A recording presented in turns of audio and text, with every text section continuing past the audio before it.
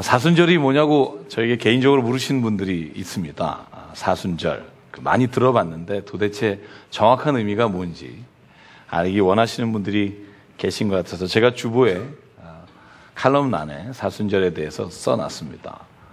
여러분이 주보를 안 읽는다는 걸 제가 너무나 잘 알기 때문에 간략하게 말씀드리면, 사순절은요, 예수께서 십자가에 우리를 위해 죽으신 것을 기념하기 위해 40일을 십자가의 여정이라 해서 저희가 그 십자가를 묵상하며 예수의 고난과 부활의 아침을 저희가 기다리는 시간을 사순절이라고 합니다.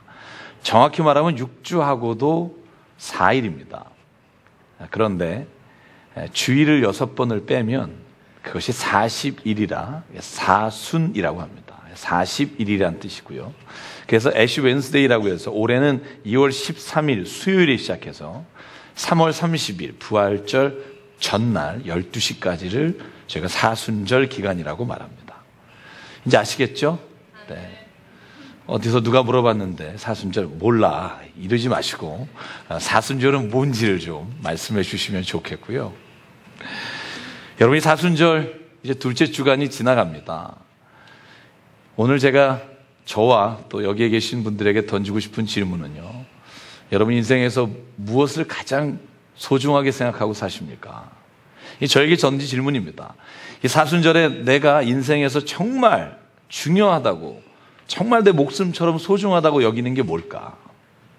여러분 한번 대답해 보셨습니까? 자기 자신에게 그게 뭘까? 여러분, 우리가 신앙을 갖고 우리가 믿음 생활을 하고 하나님과 가까워지면 가까워질수록 내게 하나님이 주신 그 소중한 것들이 내 안에서 계속 떠오르고 그것이 감격이 돼야 하는데, 오히려 우리에게 신앙생활이 길어지면 길어질수록 하나님에게 더 큰 것과 더 하나님이 내게 많은 것을 기대하다가 내 스스로 실망하는 경우가 얼마나 많은지 모릅니다. 여러분 그러지 않으십니까? 자, 여러분, 신앙생활에서 소중한 것이 아니라 큰 것에 관심을 가지며 살다가 오히려 내가 스스로 넘어지는 경험이 여러분 우리에게 얼마나 많습니까?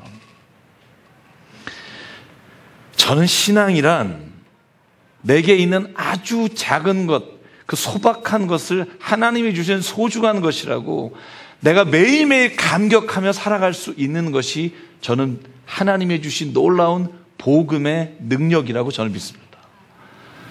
제가 쭉 적어봤습니다. 무엇이 내게 소박한 감사일까? 기쁨일까? 저희 딸이 저를 닮아서요, 걷는 소리가 둔탁합니다. 저희 아파트 4층인데요.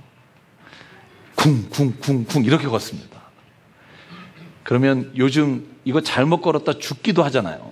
이게 그냥 보통 문제가 아닙니다. 뭐 시끄러운 게 아니라 사람 목숨이 왔다 갔다 하는 문제니까 저희가 말합니다. 좀 한 앞꿈치로 걸어라. 앞발로죠. 앞꿈치는 없죠. 그리고 딸이 꼭 저에게 말합니다. 아빠는 나보다 더 커. 제가 그래서 혼자 들어봅니다. 무지 커요. 이건 거의 자이언트 소리입니다. 쾅쾅입니다. 쿵쿵도 아니고. 그런데 그런 얘기를 하다가 제가 말씀을 준비하면서 이런 생각했습니다. 이 아이가 태어난 지 하루 만에 황달에 걸려서 병원에서 거의 26시간, 28시간을 계속 피를 8번 뽑으면서 이 아이를 향해서 하나님 목숨만 살려주시면, 정말 이 아이가 숨만 쉴 수 있으면, 그렇게 밤새 기도했던 저의 모습을 떠올리면서 애가 쿵쿵거릴 수 있는 게 참 감사한 일이다. 여러분 정말 힘드신 분 많습니다. 어려운 분 많고요. 남에게 말 못할 사정으로 인해 정말 가슴 안에 상처가 크신 분들이 있습니다.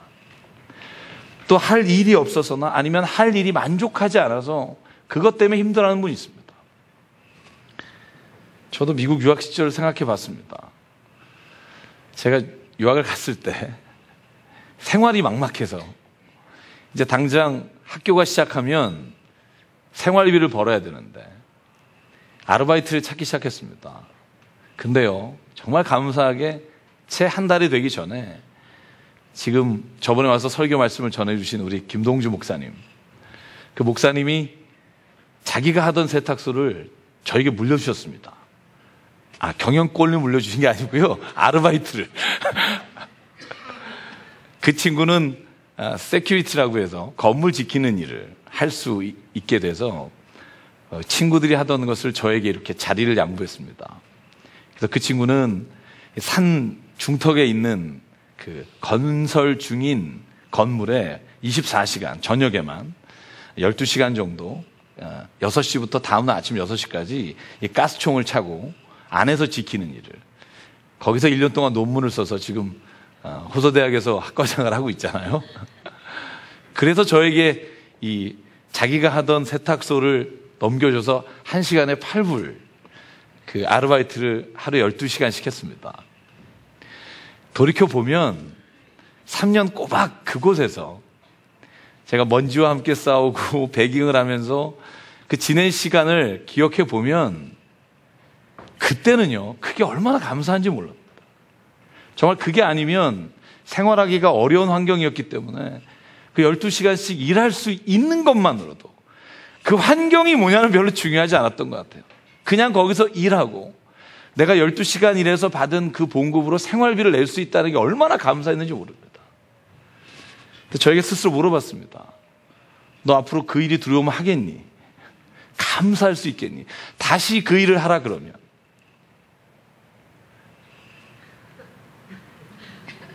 잘 모르겠습니다. 찢어진 소파에 앉아서 숙제를 하면서도 행복했습니다. 그 소박한 기쁨이 제가 유학 시절 복음을 전하는 기쁨과 함께 저의 마음을 설레게 했었습니다.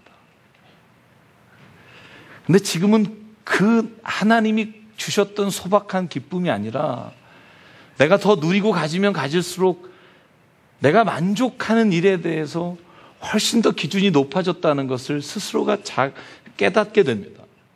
어제 저희 목회팀이요, 저녁 10시 반까지 같이 이렇게 말씀도 준비하고 얘기하고 먹으면서 우리가 일어날 때 이런 얘기했습니다. 피곤해 죽겠다. 그리고 나오면서 제가 운전을 하고 오는데요, 근데 얼마나 감사한지. 제가 교회를 개척하고 처음 혼자 발버둥 칠 때가 떠올랐습니다. 혼자서 개척해서 모든 곳을 다 돌아다니고, 여러분 사무실 구하려고 제가 가본 빌딩만 해도 수십 군데고요. 제가 주차장을 구하려고 정말 가본 주차장 관리소장님만도 한두 번이 아닙니다. 같이 나눌 수 있는 목회자가 있다는 것만도 참 감사할 일인데,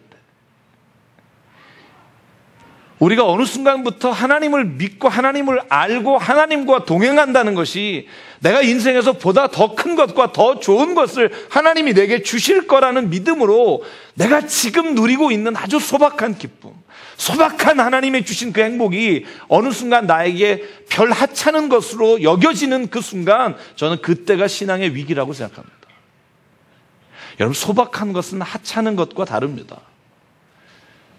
하찮은 것은요, 중요하지 않은데 그걸 중요하다고 생각하고 사는 게 하찮은 것에 목숨을 거는 거지만, 여러분, 소박하다는 건 내 인생에 있어서 어찌 보면 가장 중요한 것인데 내가 그것을 깨닫지 못한 것을 저는 소박하다고 우리가 표현한다고 생각합니다. 단 여러분, 왜 연예인들이 자살할까? 왜 인기의 정점에서 많은 부를 누리고 있는 사람이 왜 어느 한순간 무너져서 목숨을 버릴까? 저는 그걸 보면서 깨달은 게 있습니다. 그게 뭐냐면, 사람은요, 때로는 정말 소박하고 소중한 것이 아니라 없어도 되고 있어도 되는 것 때문에 목숨을 버리게 된다는 겁니다. 그것, 내가 없어도 오늘 하루 사는데 아무 문제가 없는 것 때문에 목숨을 겁니다. 근데 돌이켜보면요, 복음이 뭘까? 복음은 좋은 소식이잖아요. 좋은 소식이 뭘까? 좋은 소식은요, 엄청난 일이 아닙니다. 내가 하나님의 것임을, 내가 그저 이 땅에 의미 없이 왔다가 사라지는 존재가 아니라 하나님이 나를 창조하시고 내 생명이 얼마나 귀중한 것인지를 내가 깨닫는 것에서부터 복음은 시작됩니다. 여러분, 그러므로 복음은요, 가장 소박한 내 생명, 내 삶이 얼마나 귀중한 것인가를 깨닫게 하시는 하나님의 은혜가 임하는 것입니다. 여러분, 그래서 오늘 이 아침에 이 사순절을 지내며 저와 여러분에게 하나님이 주신 이 소박한 기쁨이 다시 주 안에서 회복되며 감격하며 우리가 하나님 안에 살아가는 기간이 되길 주의 이름으로 축원합니다.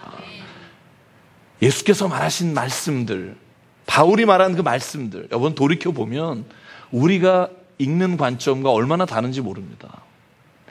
여러분, 성경에요, 예수께서 하신 말씀을 우리는 내 기준으로, 세상의 기준으로 읽습니다. 바울의 말씀도 마찬가지입니다. 오늘 저희가 읽은 본문이 대표적인 말입니다. 내게 능력 주시는 자 안에서 내가 모든 것을 할 수 있다. 너무 좋은 말이죠. 여러분, 이 말은요, 우리가 세상을 살아가다가 하나님 앞에 기도만 하면 엄청나게 모든 걸 채워주신다고 착각하고 읽는 사람이 너무나 많습니다. 그런데 이 말은 그런 뜻이 아닙니다. 여러분, 이 말은요, 바울의 그 앞에 말씀을 보면 내가 빈궁과 가난과 고난과 핍박과 이 모든 것들, 배고픔과 부유함과 내가 굶주림과 또 내가 당당하게 사는 그 모든 것들을 내가 자족하는 걸 배웠습니다. 그러니까 어떤 환난이 오든 어떠한 일이 오든 나는 하나님 안에서 이 모든 것을 이겨낼 수 있고 이 모든 것 안에서 하나님의 뜻 가운데 살아갈 수 있습니다. 여러분, 이 말을요, 무슨 성공 신화의 말씀으로 바꿔놨습니다. 하나님 믿으면 모든 게 다 된다. 여러분, 하나님이 우리에게 원하시는 건 세상을 하나님의 관점으로 바라보기를 원하시고요, 잘못된 것에서 돌이키기를 원하십니다.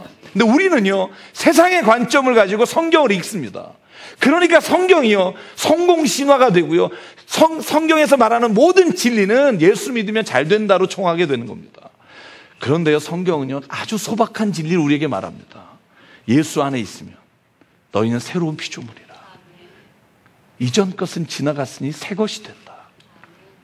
여러분, 그 새 것은요, 우리가 경험할 수 없는, 세상에서 줄 수 없는 하나님만이 우리의 삶에 말씀하시고 깨닫게 하실 수 있는 아주 소박한 진리의 은혜라고 저는 믿습니다. 단, 여러분, 자녀에게 무엇을 주실 겁니까? 우리는 자녀에게요, 좋은 차를 태워주고 싶습니다. 그런데요, 자녀는 좋은 차를 타면서 대출금 때문에 싸우는 부모를 보고 싶어 하지 않을 겁니다. 우리는 자녀들에게 좋은 집에서 자라나게 하기를 원합니다. 그런데 부모님이 없는 집에 아무리 좋아도 사는 것보다 부모님과 함께 부딪히는 것이 자녀에게 큰 선물입니다. 자녀들을 좋은 학원에 보내길 원합니다. 그런데 돈 하면서 자녀를 그 학원으로 보내는 건 그 아이에게 상처만 남깁니다. 저는 우리가 정말 이 사순절 하나님의 은혜를 체험한다면 우리 안에 가장 소박한 것, 우리가 누릴 수 있는 가장 작은 것이 하나님께 기쁨과 감사가 되는 은혜를 체험하기를 주의 이름으로 축원합니다. 여러분, 그렇게 될 때 성경은 말합니다. 우리가 어리석은 삶에서 하나님의 지혜로운 삶으로 변화될 수 있다고 말합니다. 야고보서 이렇게 말합니다.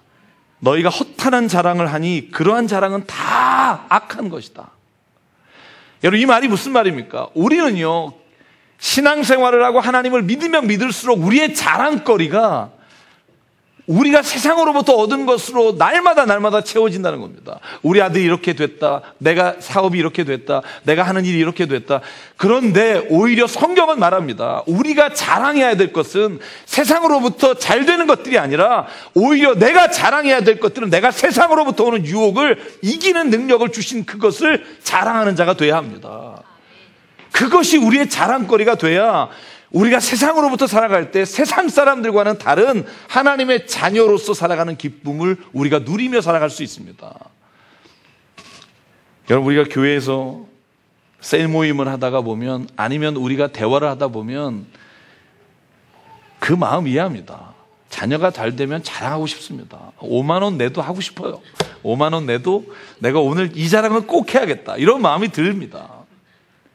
근데요, 오늘 바울이 늘 말하는 말씀 가운데 하나가 뭐냐 하면 교회에서의 자랑은 내가 강한 것이 아니라 약한 것을 자랑해야 한다는 겁니다.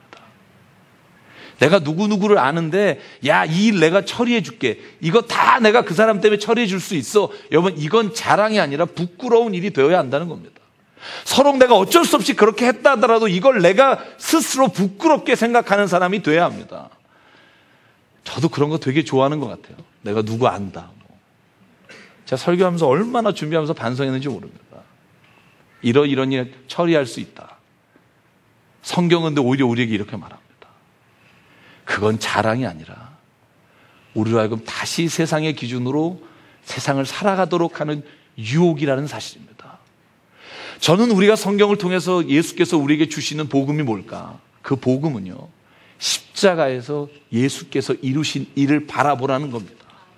십자가에서 예수께서 이루신 일은 세상을 모든 사람 앞에 내가 당당하게 제자들과 함께 통치함으로 인해 모든 유대인들에게 우러름을 받으신 것이 아니라 그가 모든 사람의 수치를 안고 십자가에 죽으심으로 사람들은 능멸하며 멸시하나 하나님은 그를 다시 세우셔서 이 땅의 것이 아니라 하나님의 소망으로, 하나님의 능력으로 예수 그리스도를 주가 되게 하셨도다.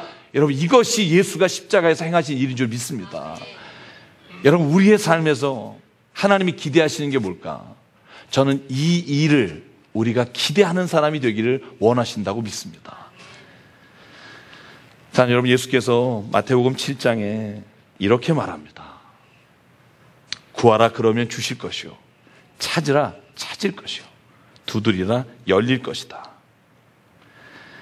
여러분, 이 말을 듣고 기도하면 참 여러분 기도할 때 힘이 납니다. 그죠? 구하면 주실 것이다. 찾으면 찾을 것이다. 두드리면 반드시 열릴 것이다. 다 그렇게 되신 분 손 들어 보십시오. 여러분이 원하고 바라는 걸 다 구했더니 주시던가요? 찾으니까 하나님께서 눈을 확 열어서 찾게 하시던가요? 여러분, 이 말씀도요, 예수가 그 앞에 하신 말씀을 읽어야 합니다. 예수가 그 앞에 뭐라고 하셨습니까? 여러분, 이 말씀이 마태복음 7장에 나오는데 6장 내내 예수께서 하신 말씀이 있습니다. 그게 뭔 줄 압니까? 무엇을 구하라고 먼저 얘기하셨습니다. 너희는 먼저 그의 나라와 그의 의를 구하라.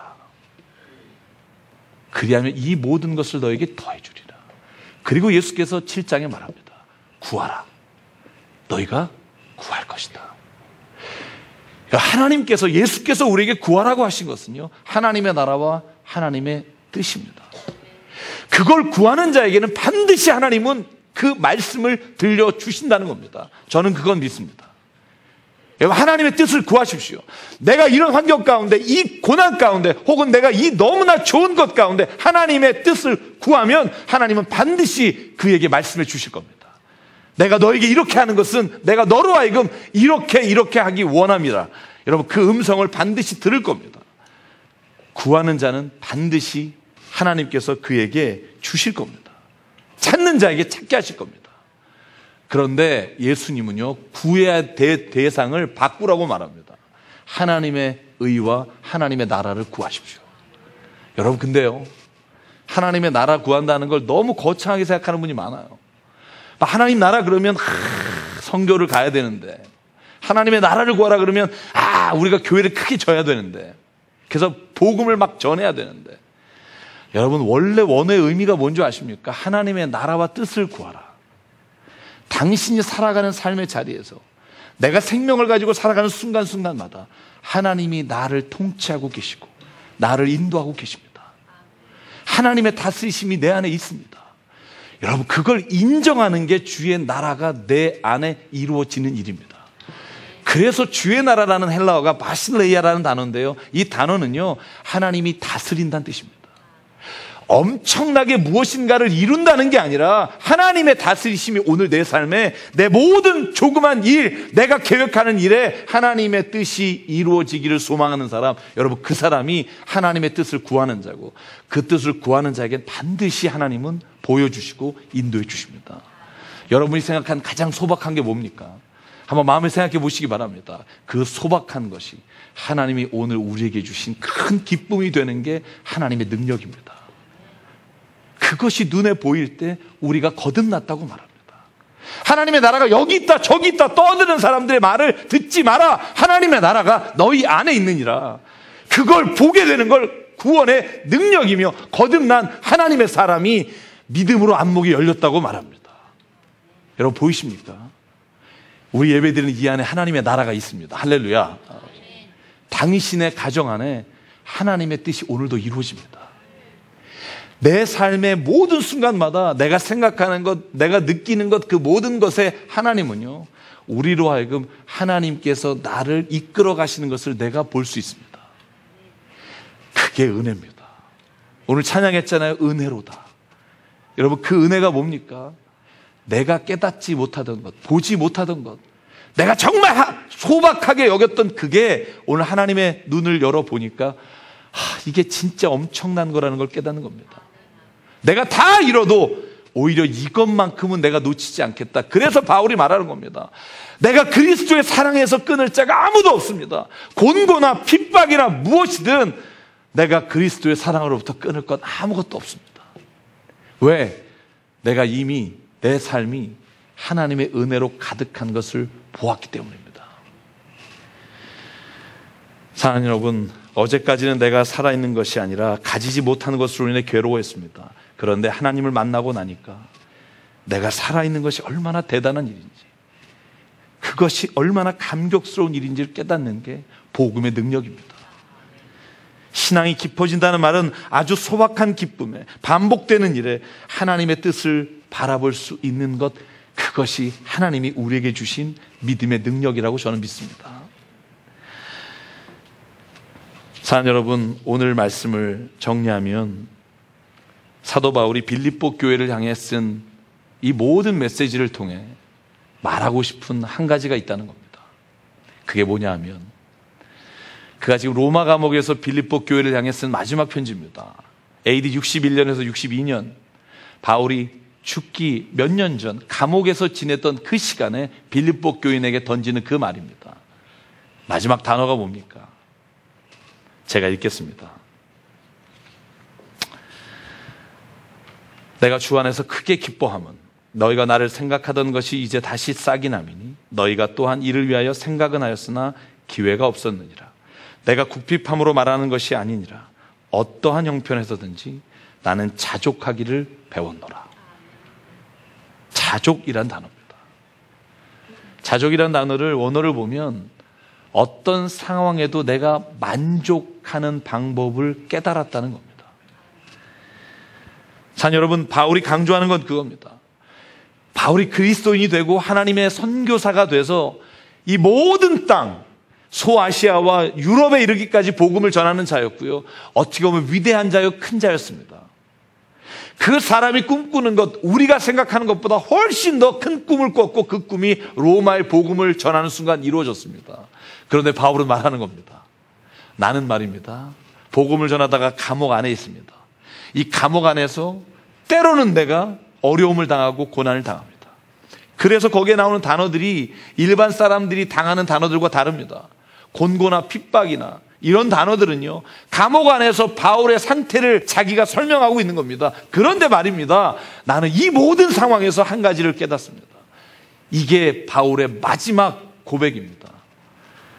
그리스도인이 하나님과 가까워질수록 모든 상황 가운데 주께서 주시는 그 만족함이 내 안에 늘 충만합니다.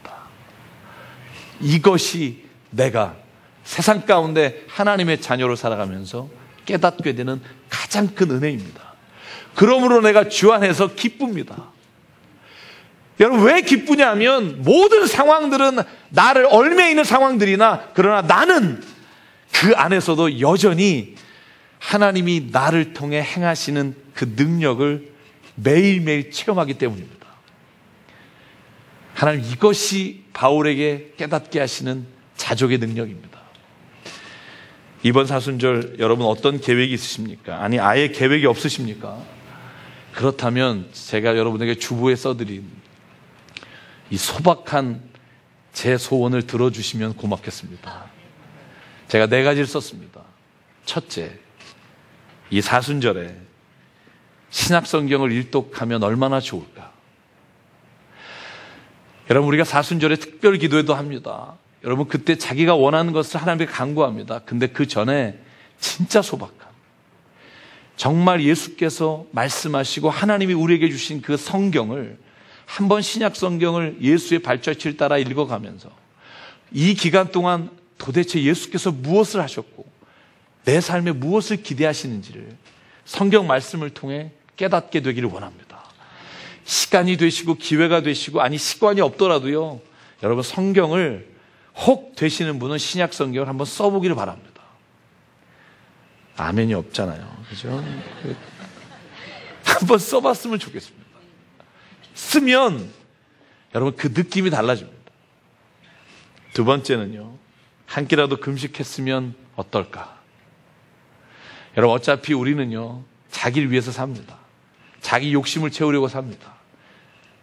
여러분, 이 기간 동안 한번 내가 사순절이라는 기회를 삼아서 금식하며 한 끼를 금식하든 하루를 금식하든 하나님께서 내 삶에 무엇을 내려놓고 무엇을 세우기를 원하시는지를 기억하는 시간이었으면 좋겠습니다. 세 번째는요, 주중 모임에 한 번도 못 오신 분, 한 번 정도 와보시길 바랍니다. 도대체 주중에서 무슨 일을 하고 있는지, 지난 금요일에 안 목사님 설교하신 대로 도대체 어떤 수상한 일들을 하고 있는지 모여서 도대체 우리가 무슨 일을 하는지 궁금하시지 않으세요? 한번 오셔서, 저는 교회라는 공동체가 하나님이 주신 선물이라고 믿습니다. 여러분, 교회 공동체를 통해 하나님 우리에게 깨닫기 원하시는 게 뭘까? 여러분, 다른 사람의 이야기를 들어주라는 겁니다. 다른 사람을 위해서 기도하라는 겁니다. 왜 하나님이 우리를 공동체로 주셨을까? 다른 사람이 소박한 기쁨마저도 빼앗기는 그때 하나님께서 그의 마음을 들어주고 그와 함께하는 하나님의 기도의 사람이 있음을 나를 통해 깨닫게 하고 도와주라고 우리를 공동체로 세우셨다고 저는 믿습니다. 여러분, 그래서 여러분 모임 가운데 한번 가서 무슨 일이 있는지, 여러분 그냥 가면 뻘쭘하니까 목사님이 가라고 했으니까 왔다고 하면서 가보십시오. 저는 그때 하나님이 우리가 주일 예배만을 통해서 하나님을 알았던 것과는 다른 하나님이 사람을 통해서 주시는 은혜를 우리가 체험할 수 있다고 믿습니다. 여러분, 마지막으로 이 기간에 다른 사람의 필요를 채우며 살아가도록 한 가지씩을 해보면 어떨까? 우리는 평생 자기를 위해 살잖아요. 이 기간 동안 여러분, 내가 만약에 음식을 사던 곳이요, 괜찮은 슈퍼마켓이라면 이 기간 동안 한번 길에서 파시는 분들 한번 물건을 사드리면 어떨까? 저는 그냥 그런 소박한 일을 해보면 어떨까? 제가 그저께 저녁입니다. 아시는 분은 아시겠지만 이게 강남역에도요, 이 노점상이 굉장히 많습니다. 그냥 길에 물건을 두시고 파시는 분. 제가 너무 추운데, 춥더라고요. 근데 하나를 못 파신 것 같더라고요. 그래서 양말 몇 켤레를 달라고 했습니다만, 그 할머니께서 10켤레가 사면 싸다고 그래서 10켤레를 주시는데, 옆에 보니까 또 다른 색깔이 있더라고요. 그래서 에이, 사는 김에 20켤레 샀습니다. 우리 가족도 모르는데 지금. 근데 제가 그때요, 그 할머님이 제 손을 잡으시더라고요. 그 저에게 하신 말씀이 뭐냐면, 정말 고마워요. 그리고 나서 저는 생판 태어나서 처음 봤는데요, 이 더신이라는 게 있더라고요. 이렇게 안에 양말 비슷한 건데, 뭐 이렇게 짧은 건데, 제가 이제 됐습니다 하고 돌았을 때 그 할머니가 저에게 따라오셔서 제 오른손을 붙잡고 그 더신 하나를, 이건 진짜 선물로 주는 거라고, 돈 내지 말라고 그렇게 주실 때 제 마음에 무슨 마음이 들었냐면요, 내가 왜 계속 뵀었는데 그 발걸음 한번 거길 거치지 못했을까? 그게 참 후회가 됐었습니다. 거의 몇 개월을 뵙고 그리고 추후에 아무도 그 물건을 사지 않는 걸 봤는데 모르겠습니다. 이것이 공공질서를 파괴하는 일인지 모르겠고요. 모르겠습니다. 이것이 사회의 어떤 규약을 깨는 일인지 모르겠습니다만 저는 이 사순절에는 그냥 우리에게 이런 마음을 주신 하나님이 혹 주신다면 거기에 순종하는 훈련을 한번 해보면 어떨까? 저와 여러분에게 이 사순절은 저는 나의 삶을 되돌아보며 어떻게 인생을 살아가야 될지를 하나님께서 주신 특별한 기간이라고 저는 믿습니다. 이 기간 동안에 하나님의 주신 그 소박한 기쁨을 회복하며 나로 인해 누군가에게 그 소박한 일상의 기쁨이 삶의 의욕이 될 수 있는 그런 귀한 사순절 기간이 되기를 주의 이름으로 간절히 축원합니다.